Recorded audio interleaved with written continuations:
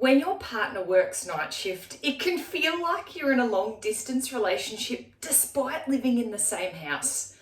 Now, I know you can get sad and a bit lonely sometimes, but let's talk about how you can truly thrive when they're at work.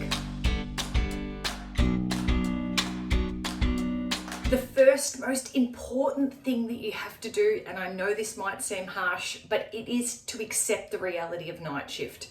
I know it's not ideal, but for whatever reason, financially, or it just works well for your family right now, it's what's required.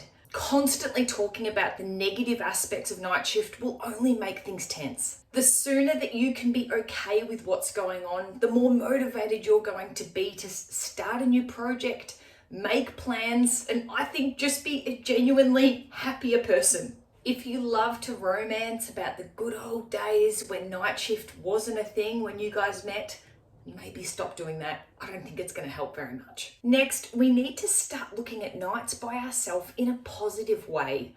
What are the things that you genuinely like to do or you've really wanted to do but you haven't had time? For me, I've started a worm farm and I've also joined a book club with my sister and cousins, and we are having a great time. But you might like to consider night classes, cooking, candle making, reading, starting a blog, writing a book, listening to a podcast, learning an instrument. As you're doing these things, maybe pop some music on in the background. It makes your house just feel a little bit more homely and less quiet.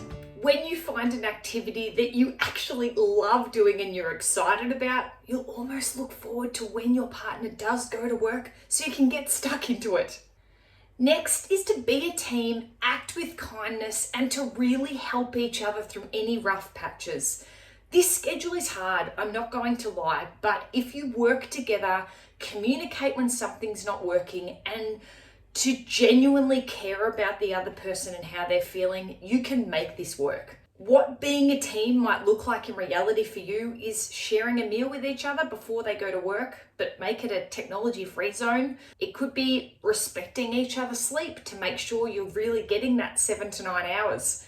It could be booking in a date night that nothing can come in the way of it. Talk about the aspects that make your relationship unique and special, and ensure you're always on the same page despite the schedule and how tired you both may be. If either one of you are worried about being at home by yourself or there's some safety concerns, this is something that you guys should talk about. What happens if one of the kids gets sick or you lock yourself out of the house? Consider some realistic potential emergencies that could go wrong for you or your partner and work out a plan of attack.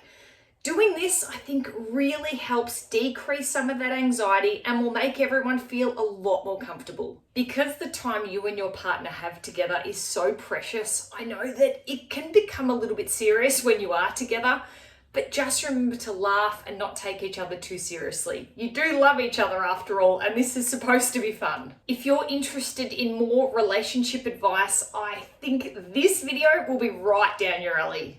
Thanks for watching, and we'll see you at the next shift.